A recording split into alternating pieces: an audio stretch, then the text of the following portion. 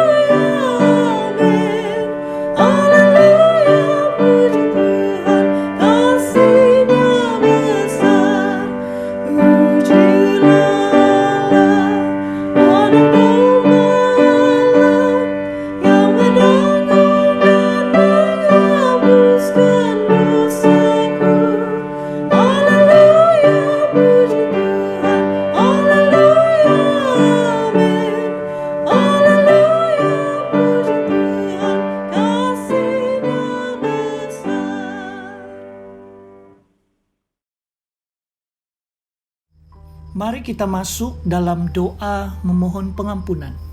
Saya mendorong kita, marilah datang kepadanya dengan sikap hati yang jujur, mengakui segala pelanggaran yang kita lakukan. Percayalah Tuhan bersedia mengampunimu. Mari kita berdoa. Bapa kami yang di sorga, yang kami muliakan dalam nama Tuhan Yesus Kristus. Terpujilah namamu. Engkau layak menerima pujian dan hormat daripada umat-Mu. Kami bersyukur kalau hari ini kami boleh beribadah kepada Engkau. Tuhan, saat ini kami datang ke hadirat-Mu dengan penuh kerendahan hati dan penyesalan, memohon belas kasihan pengampunan daripada-Mu. Kami mengakui kami manusia yang terbatas, penuh dengan kelemahan. Kami telah berdosa terhadap-Mu dari segi pikiran, perkataan, dan perbuatan kami. Tuhan, kami merindukan anugerah pengampunan-Mu, agar kami ditahirkan kembali. Berikanlah kami iman, agar kami mampu mengasihi Tuhan dan mentaati kebenaran firman-Mu. Pimpinlah hidup kami dengan Roh Kudus-Mu, agar kami mampu menjadi anak-anak Tuhan yang menyenangkan hati-Mu. Dengarlah doa permohonan kami, demi nama Tuhan Yesus Kristus, kami berdoa. Amin.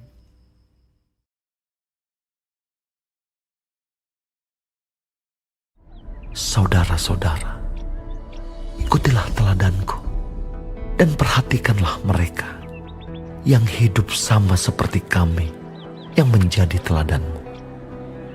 Karena seperti yang telah kerap kali kukatakan kepadamu dan yang kunyatakan pula sekarang sambil menangis, banyak orang yang hidup sebagai seteru salib Kristus. Kesudahan mereka ialah kebinasaan. Tuhan mereka ialah perut mereka. Kemuliaan mereka ialah aib mereka.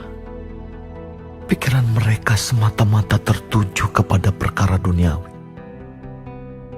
Karena kewargaan kita adalah di dalam surga.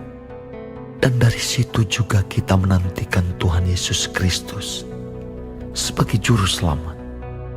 yang akan mengubah tubuh kita yang hina ini, sehingga serupa dengan tubuhnya yang mulia, menurut kuasanya yang dapat menaklukkan segala sesuatu kepada dirinya.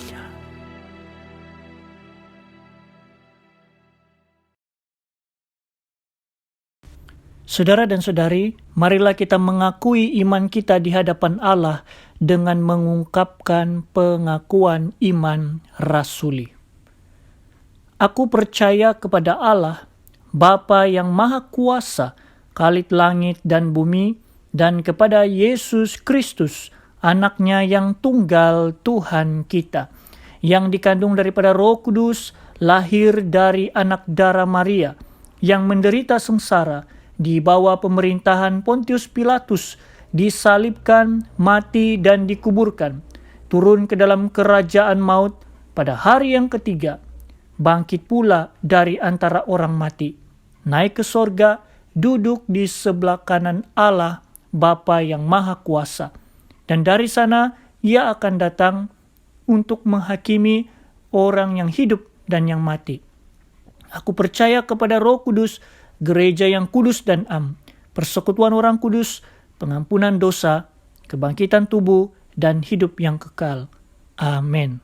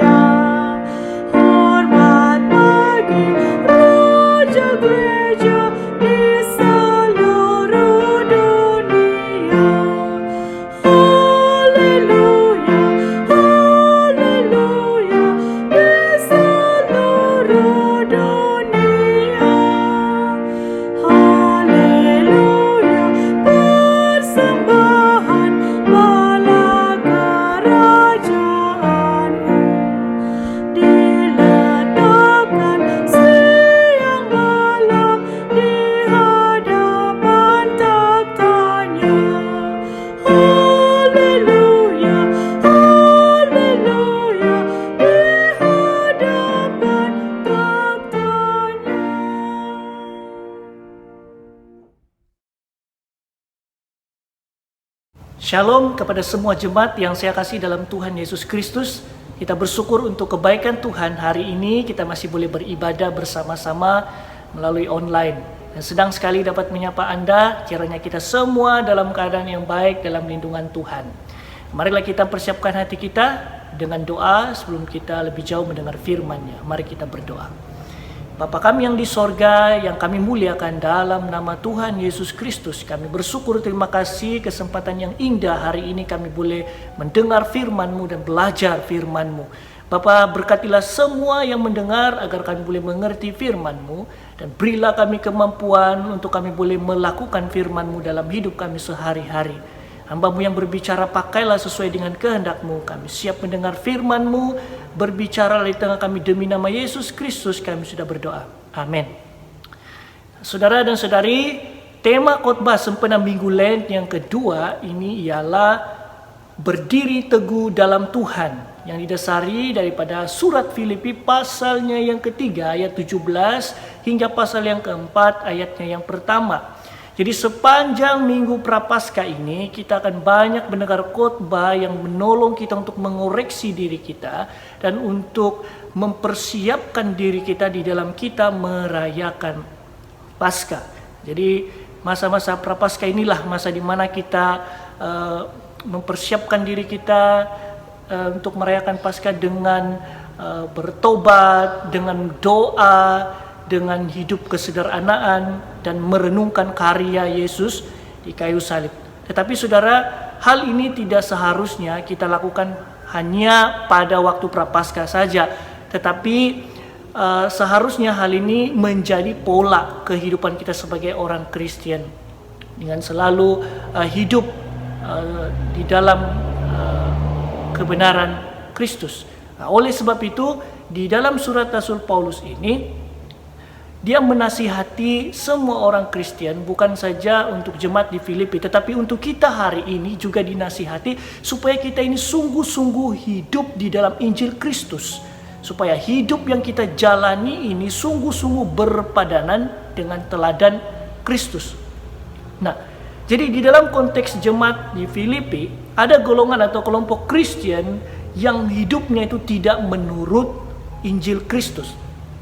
Nah, mereka itu kelihatan beragama, tetapi hidup mereka itu tidak menunjukkan sungguh-sungguh mengikuti teladan Kristus. Atau hidup yang mereka jalani itu adalah hidup yang melawan arti sebenar kematian Kristus di kayu salib. Nah, oleh itu Paulus menasihati jemaat di Filipi supaya mereka itu jangan terjebak dengan pengaruh dan ajaran sesat mereka. Dan jemaat di Filipi perlu mengikuti teladan Paulus di dalam dia mengikuti Kristus. Nah, jadi yang dimaksudkan Paulus di sini untuk mengikuti teladannya adalah bukan mengikuti apa saja yang dia lakukan. Karena Rasul Paulus juga mengaku bahwa dia tidak sempurna. Tetapi apa yang Paulus nyatakan di sini adalah dia mendorong supaya kita semua itu mengikuti teladannya, bagaimana Paulus memusatkan hidupnya ini untuk Kristus. Nah, inilah yang Paulus mau kita juga lakukan. Nah, jadi saudara, pada dasarnya Yesus Kristus adalah contoh yang paling agung dan patut diteladani. Tetapi Paulus juga mendorong kita semua supaya kita ini juga boleh atau perlu mencontohi teladan orang-orang yang beriman dekat dengan Tuhan, yaitu bagaimana mereka menjadi gambaran Kristus dimanapun mereka berada. Nah, jika kita perhatikan kehidupan Paulus adalah seorang yang merindukan Kristus itu menjadi keuntungannya. Paulus selalu merindukan untuk mengenal Kristus lebih dalam lagi. Dan Paulus tidak menyatakan dirinya bahwa dia sudah mengenal Kristus sepenuhnya. Paulus memang mengenal Kristus, iya. Tetapi dia katakan dia belum mengenal Kristus sepenuhnya. Dan inilah yang Paulus terus kejar di dalam hidupnya untuk mengenal Kristus lebih dalam seumur hidupnya. Kita hari ini, saudara, apakah kita mengenal Kristus? Apakah kita mengenal Tuhan? Ya, kita mengenal Tuhan. Tetapi apakah sepenuhnya? Belum. Dan inilah yang kita harus terus kejar. Mengenal Tuhan di dalam hidup kita, seumur hidup kita. Pengenalan dan pengalaman iman kita kepada Tuhan itu tidak akan pernah sempurna. Sampailah kita akan jumpa dia kelak. Maka itu, hal ini seharusnya terus kita lakukan di dalam hidup kita selama kita masih hidup di dunia ini. Dan Paulus sungguh-sungguh mengerti apa yang merupakan kerugian dan keuntungan baginya. Dan Paulus sadar bahwa ia tidak dapat mengerjakan keselamatannya sendiri. Karena itu hanya dapat dikerjakan oleh Yesus Kristus. Maksudnya di sini Paulus menyadari bahwa dia tidak mungkin dapat menyelamatkan dirinya yang berdosa ini kalau Tuhan tidak memberikan dia kasih karunia. Paulus tahu menguasai diri di dalam dia berlari-lari di dalam perlombaan iman. Dan Paulus membuang segala hawa nafsu yang berkaitan dengan kerinduan tubuh ini, untuk supaya dia boleh mencapai kemenangan itu. Dan saudara, inilah yang kita dapat lihat bagaimana Paulus itu sungguh-sungguh memusatkan hidupnya hanya pada Kristus saja. Seluruh hidup Paulus hanyalah untuk Kristus. Dan inilah yang seharusnya saudara menjadi teladan yang patut kita contohi. Nah, saya percaya saudara bahwa orang yang sungguh-sungguh sudah menerima anugerah keselamatan daripada Allah, itu akan terekspresi di dalam perbuatan yang nyata. Seperti Paulus, saudara, Dia sudah menerima kasih karunia, dan itu terekspresi dalam wujud perbuatan yang nyata di mana dia sanggup berkorban untuk Kristus. Hidupnya dia berikan untuk Tuhan dan semuanya untuk kemuliaan nama Tuhan. Dan saudara, hari ini kita juga perlu meneladani apa yang Paulus lakukan ini. Nah, kalau kita perhatikan saudara di dalam ayat yang ke-18 hingga 19, di sini Paulus memperingati kepada mereka yang kelakuannya tidak selaras dengan Injil Kristus dan tidak sesuai dengan kelakuan Kristus. Mereka ini mencemarkan nama Kristus dan mendukakan kepada Paulus. Dan Paulus begitu mengasihi jemaat di Filipi dengan dia berulang kali mengingatkan mereka supaya hidup mereka ini betul-betul berpadanan dengan Injil Kristus. Sehingga kan Paulus dikatakan ketika dia menulis surat ini, Paulus begitu sedih sehingga dia menangis. Dengan begitu dia mengasihi, memperingati jemaat di sana supaya hidup mereka harus sungguh-sungguh hidup di dalam kebenaran Kristus. Tetapi banyak orang yang hidup sebagai seteru salib Kristus atau hidup melawan salib Kristus. Nah, seteru yang dimaksudkan di sini adalah menunjukkan kepada orang yang cara hidupnya itu menyangkal erti kematian Kristus yang sesungguhnya. Dan ini yang bahaya, saudara, adalah orang yang menganggap dirinya beragama, kenal Tuhan, selalu beribadah kepada Tuhan, tetapi tanpa dia sadar dia menjadi seteru atau lawan salib Kristus. Dan inilah gambaran orang yang hidup sebagai seteru atau lawan salib Kristus yang Paulus gambarkan. Ada 3 di sini. Yang pertama itu adalah Tuhan mereka adalah perut mereka. Nah, perut yang dimaksudkan di sini merujuk kepada keinginan tubuh. Mereka bertuhankan keinginan tubuh mereka sendiri. Tubuh ini yang terdiri daripada pikiran, keinginan mata, keinginan perasaan, emosi dan sebagainya. Dan mereka hidup untuk memuaskan apa yang diinginkan tubuh ini. Dan mereka tidak melayani Allah tetapi hanya menyenangkan diri sendiri. Dan ini gambaran yang pertama orang yang hidup sebagai seteru salib Kristus. Saudara, kita tidak dipanggil hidup demi untuk perut ini atau tubuh ini, tetapi kita dipanggil menjadi anak-anak Allah yang memberitakan salib Kristus. Perut adalah lambang kepuasan hidup jasmani. Bila kita hidup oleh dan untuk tubuh ini sahaja, maka semuanya adalah sia-sia. Karena kita hidup bukan dari roti saja, tetapi dari segala firman yang keluar daripada mulut Allah. Hidup kita bukan hanya sekadar mengenyangkan perut ini, tetapi lebih daripada itu, hidup kita ini adalah menghidupi firman Tuhan, memberitakan salib Kristus pada dunia. Itu panggilan kita, saudara. Nah, gambaran yang kedua tentang orang yang hidup sebagai seteru salib Kristus adalah kemuliaan mereka ialah aib mereka. Nah, kemuliaan yang dimaksudkan di sini adalah kesombongan dan kebanggaan diri. Ungkapan aib bermaksud tingkah laku yang dianggap memalukan. Mereka ini bangga atas apa yang mereka lakukan walaupun hal itu sungguh memalukan. Dan orang-orang seperti ini adalah orang yang bangga ketika dia menjatuhkan orang lain untuk mendapatkan keuntungan dirinya. Dan sebenarnya hal ini tidak ada pun yang dapat dibanggakan, karena ini justru sangat berlawanan dengan kelakuan atau teladan Kristus. Bukan itu saja, ada banyak orang yang memiliki kebanggaan ketika dia memperoleh suatu pencapaian yang dengan cara yang tidak benar. Ini hal yang bukan sepatutnya dibanggakan, tetapi seharusnya menjadi sesuatu yang memalukan. Tetapi justru hal yang menjadi seharusnya kebanggaan malah malu untuk dilakukan. Yaitu apa? Ketika kita berada di luar, ketika kita makan di restoran atau di mana-mana, apakah kita berdoa sebelum kita makan? Atau kita terus makan karena kita rasa malu untuk berdoa? Saudara, hal ini sepatutnya menjadi kebanggaan kita di dalam Tuhan ketika kita berdoa dimanapun kita berada. Tetapi justru hal ini yang selalunya malu untuk dilakukan. Tetapi sebaliknya hal yang memalukan itulah yang menjadi kebanggaan banyak orang.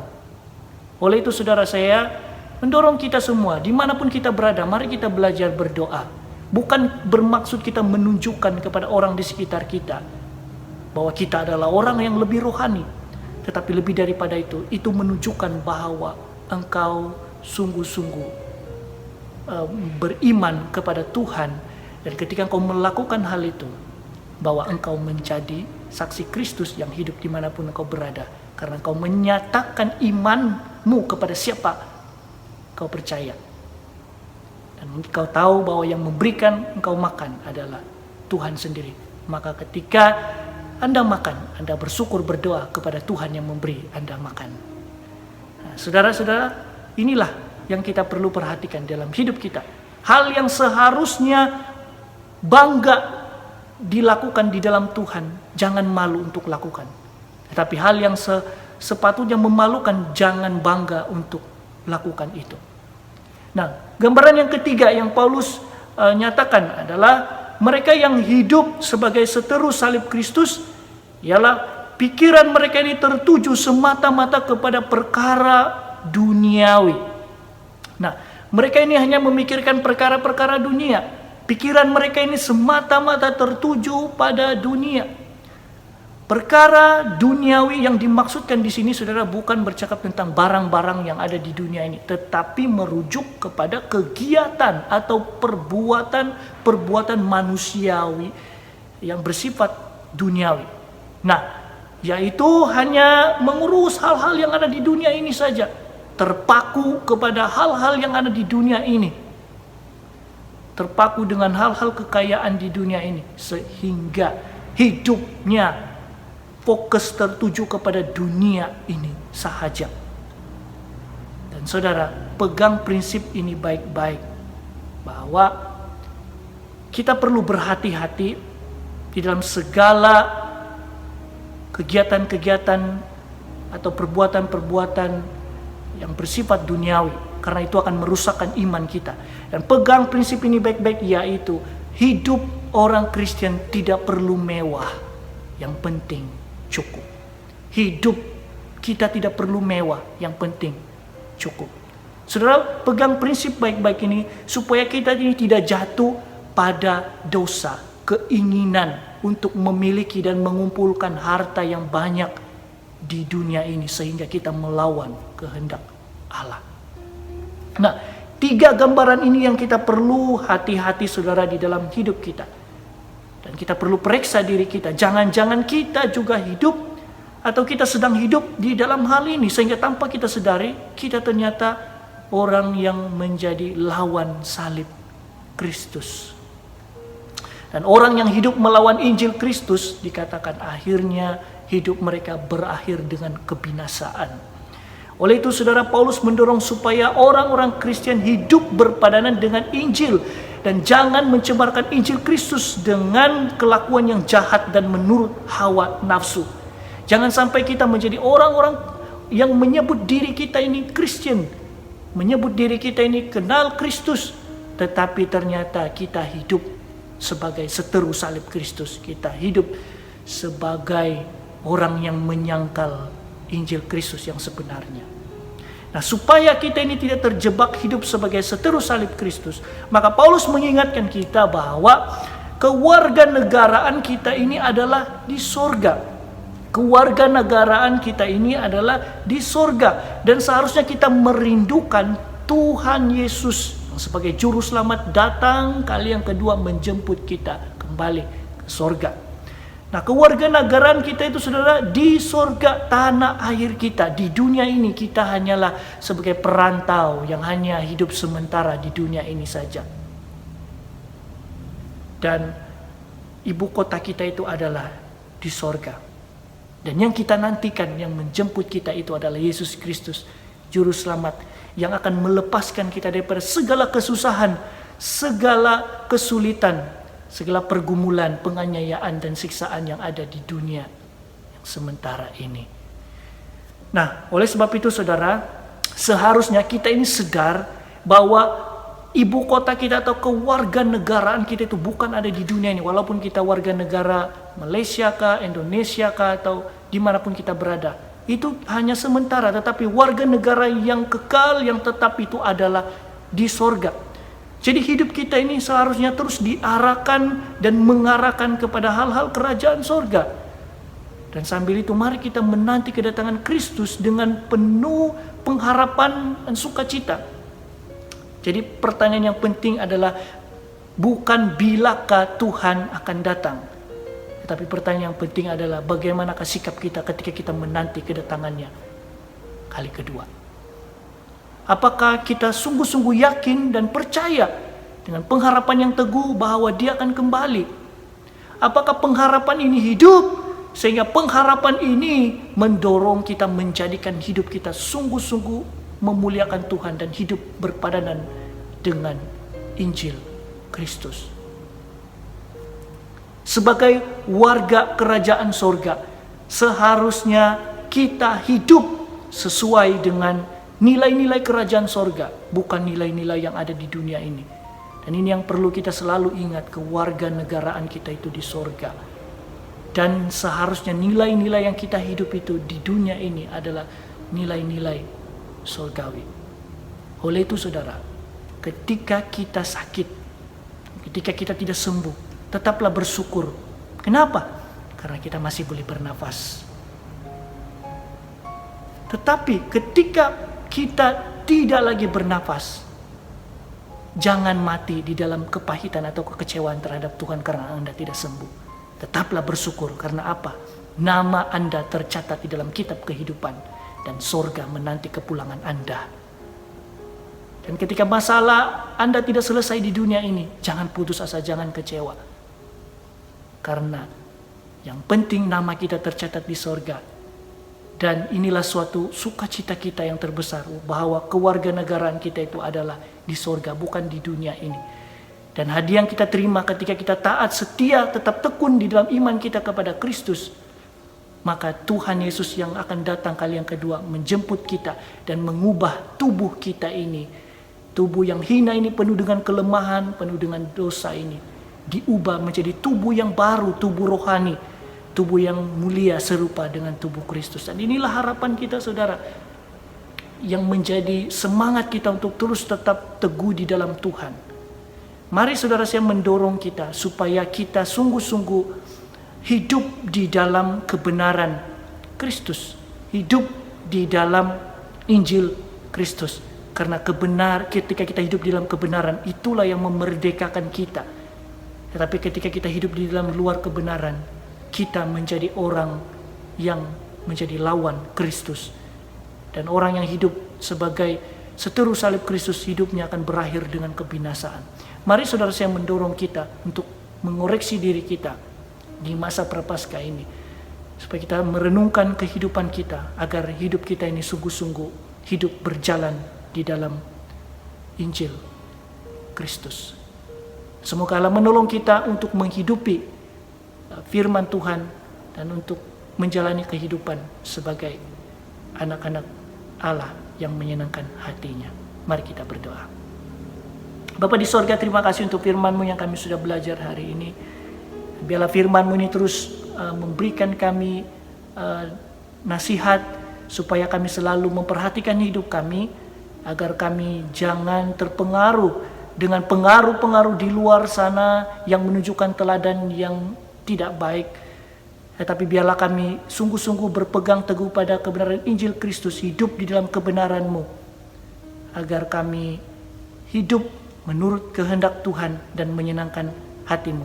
Mampukanlah kami Tuhan untuk selalu hidup di dalam kebenaran-Mu, agar kami sungguh-sungguh melekat kepadamu. Terima kasih, ini kesyukuran kami Tuhan, dalam nama Yesus kami sudah berdoa.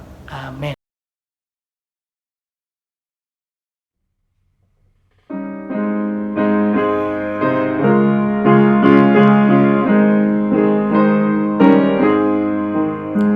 Betapa manis rasaku bila ingat Tuhan.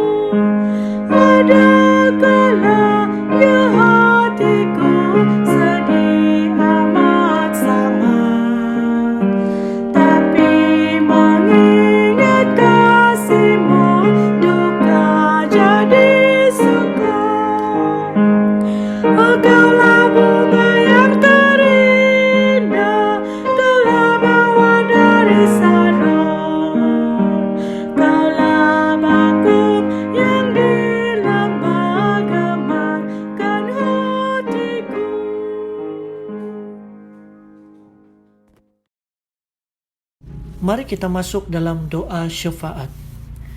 Bapa kami yang di sorga, terpujilah namamu. Kami bersyukur kepadamu atas pemeliharaan dalam hidup kami sepanjang 1 minggu yang lalu.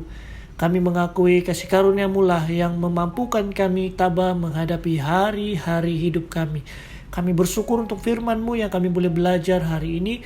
Berkatilah semua yang mendengar, agar kami selalu memperhatikan hidup kami, supaya hidup kami ini sungguh-sungguh berjalan dan berpadanan dengan Injil Kristus. Pimpinlah kami dan berilah kami kemampuan untuk melakukan firman-Mu di dalam kehidupan kami sehari-hari. Kami berdoa untuk semua jemaat Tuhan, supaya diberikan hati yang rindu dan setia beribadah kepada Engkau, walaupun hanya melalui online. Kami memohon supaya Roh Kudus menjamah hati mereka yang sudah mulai lemah imannya, agar mereka dikuatkan kembali. Kami memohon kesembuhan daripada Tuhan bagi pribadi-pribadi yang sedang mengalami apapun bentuk sakit penyakit, termasuk mereka yang sedang dijangkiti COVID. Kami percaya dalam nama Tuhan Yesus Kristus berkuasa menyembuhkan segala sakit penyakit. Kiranya kesembuhan terjadi dalam tubuh mereka sesuai dengan kehendak Tuhan.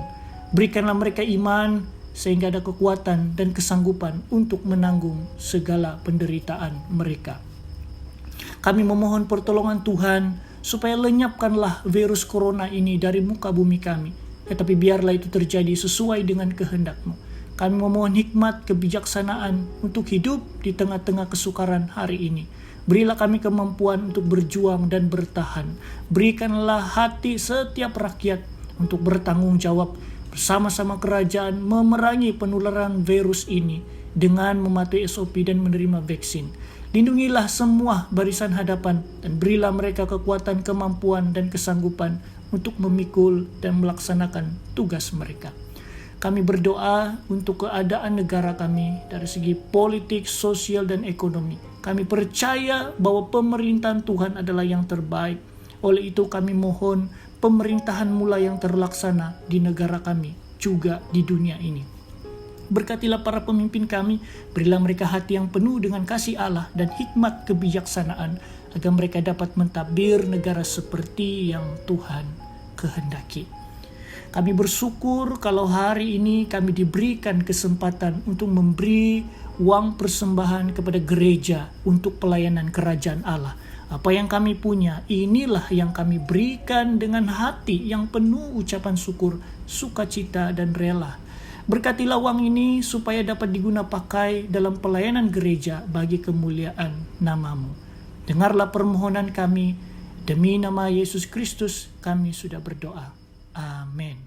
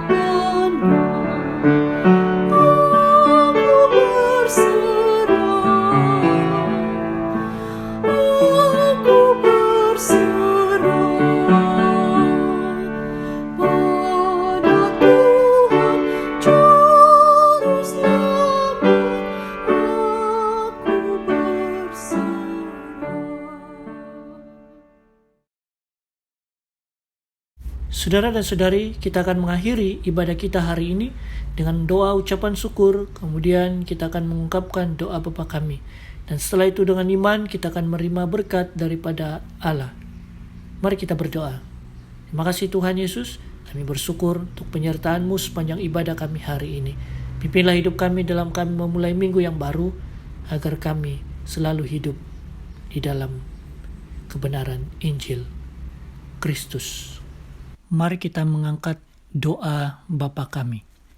Bapa kami yang di sorga, dikuduskanlah namamu, datanglah kerajaanmu, jadilah kehendakmu di bumi seperti di sorga. Berikanlah kami pada hari ini makanan kami yang secukupnya, dan ampunilah kami akan kesalahan kami, seperti kami juga mengampuni orang yang bersalah kepada kami. Dan janganlah membawa kami ke dalam pencobaan, tetapi lepaskanlah kami daripada yang jahat, karena Engkaulah yang empunya kerajaan dan kuasa dan kemuliaan sampai selama-lamanya. Saudara dan saudari, terimalah berkat daripada Tuhan Allah dengan iman. Semoga Allah damai sejahtera menguduskan kamu seluruhnya, dan semoga roh, jiwa, dan tubuhmu terpelihara sempurna dengan tak bercacat pada kedatangan Yesus Kristus Tuhan kita. Amin. Amin.